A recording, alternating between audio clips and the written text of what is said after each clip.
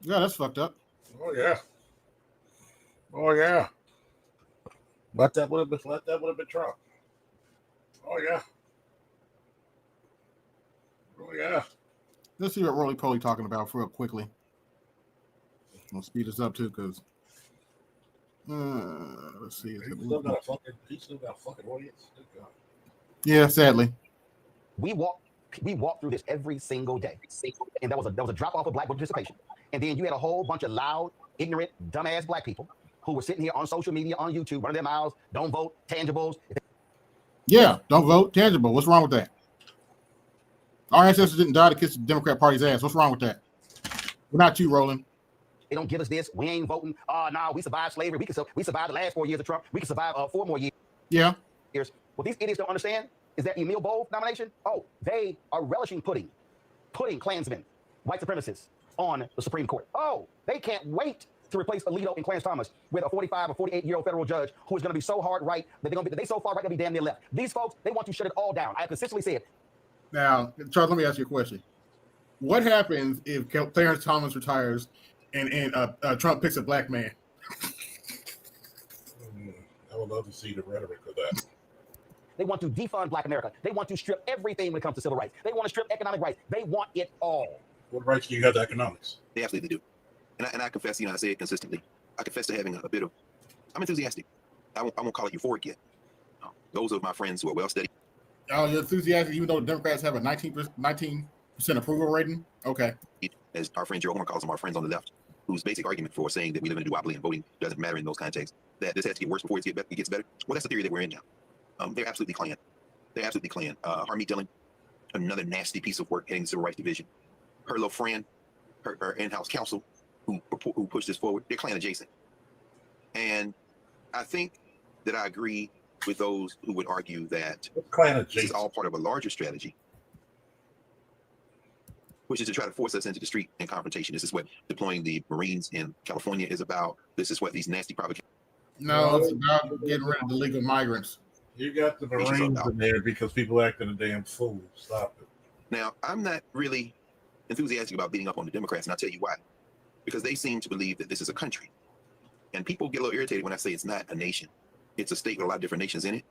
The illusion that the United States of America, that you people who live here are a people, constitute a people. Someone please show me somewhere in the history where that's true, and I'm willing to rethink what I'm thinking, but I haven't seen it yet, and I doubt I will see it. People who seem to think that somehow white supremacy can be overcome by finding common ground. Class, this is what we call fear porn. No, you don't understand white supremacy. You really don't. That's why the people are saying MAGA is fighting itself. No, blood calls blood, blood answers. Their Trump may not be the Superman they had hoped him to be, but they're always going to pick him right or wrong with a 6-year-old sitting in his lap over you. So don't try to appeal to any logic. What we're seeing here is a provocation. They know exactly what they're doing, expecting a judge to rule differently. But you sold us a dementia patient and an incompetent AKA who stepped away to the top. But we're supposed to take you seriously. And a chronic drunk. I think there are 2 ways that can cut. Oh, that too. Finally, if this judge does say, no, I'm going to give them substantially more time, it could extend the possibility that the rule of law could kick in.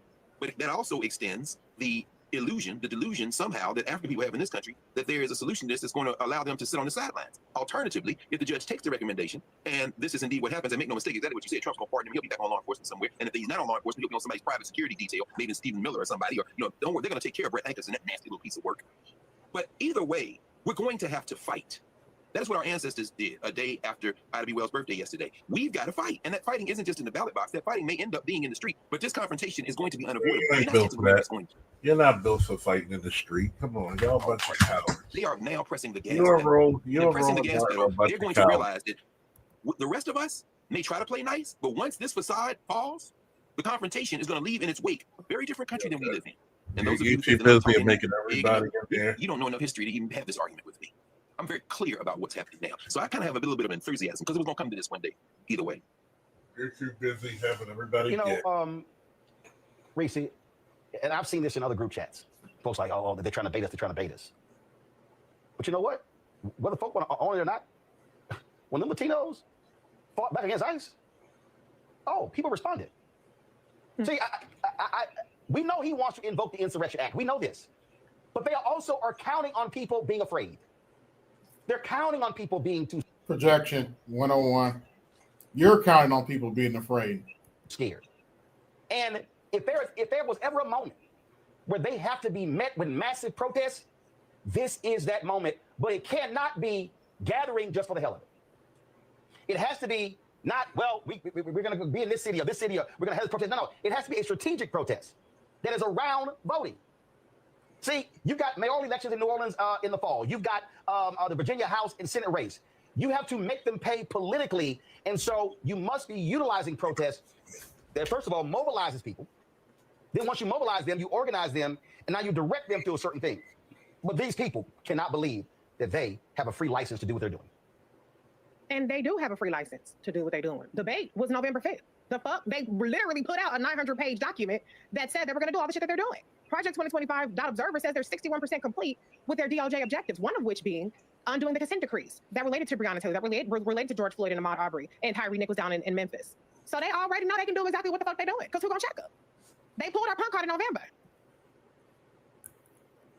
And 89 million people stayed home.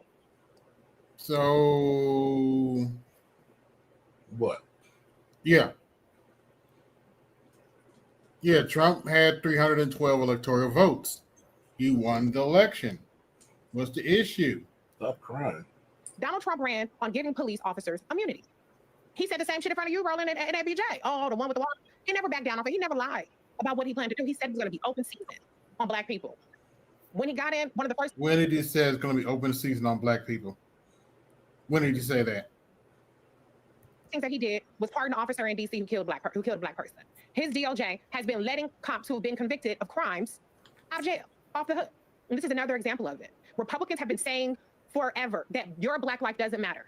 Breonna Taylor was 26 years old when she was. Wow, you speak as if Black Lives Matter to the Democrats either. Who are they fighting for now? It ain't black folks, it's for immigrants. When her house was raided based off of faulty warrant, faulty surveillance, shot into like Guns of the Navarone. And this DOJ under Trump has said that her life is worth one day. That's it. That's the trade-off between 60 plus years being taken off her life and the life of a white cop. One day, a minor inconvenience for him. But this is who they told us who they are. This is who they told us what they were going to do. And we allowed it to happen, along with MAGA, who voted for it enthusiastically, along with people who stayed home. We had the capacity to say, hell no, we're not going back. That was Kamala's slogan. We're not going back. And what do? We had lower turnout and lower support for Kamala Harris than even Hillary Clinton got. And I heard super predators a million times when Hillary Clinton was running. And yet Kamala Harris got less votes. So they know that. Sound like a personal problem to me. Whose fault is that? That was Kamala's responsibility to get them out the vote. That you shut down all your men.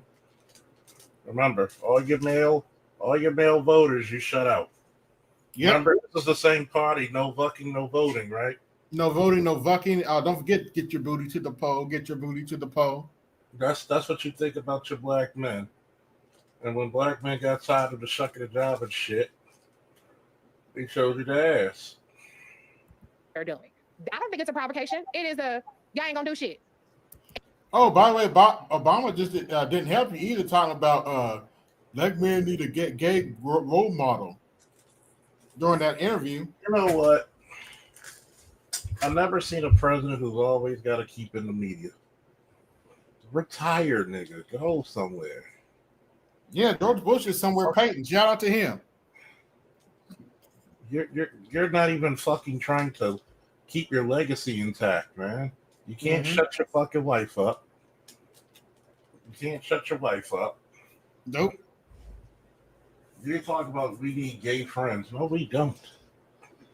I'm not condoning the might violence against them either, but what the fuck do a straight man need a gay friend for? To be fucking right.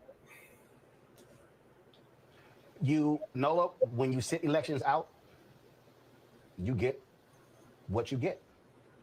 And for the people who go, oh my God, I didn't think it was going to go this far. I mean, again, you can't say they didn't tell you.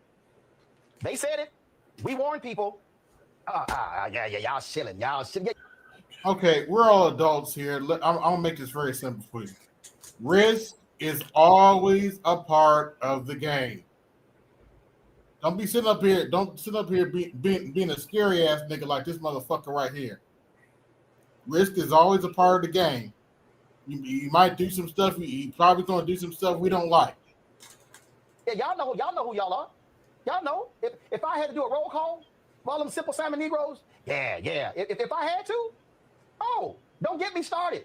I could run the tables on Vicky Dillon, Boyce Watkins, Tariq Nasheed, Umar Johnson, Philip Scott. Oh yeah, Black Authority. All y'all. Look at them, they shilling. Look at them, they shilling for the Democrats. Yeah, y'all a bunch of shills. What did they say wrong? What lie was told? Just shield. They shield. Yeah, look at y'all just shit. Yeah. That's all you know how to do is kiss the Democrat Party's ass. Well, ask Breonna Taylor mama how she feels today. Ask Tamika Mallory and the folks at Until Freedom who literally moved to Louisville, fighting 5 years trying to make this thing happen. So who what? invested time and energy, got COVID, was sick, and all sort of stuff. So what? But we listen to a whole bunch of folk, Nola. Yeah, y'all just chilling. Y'all out there, y'all just supporting Kamala. So what? What is that going to do for She me? ain't doing What is that going to do for nothing. me? Shane Wayne backing her with. Oh, they were all running their mouths. But it's amazing how silent they are today.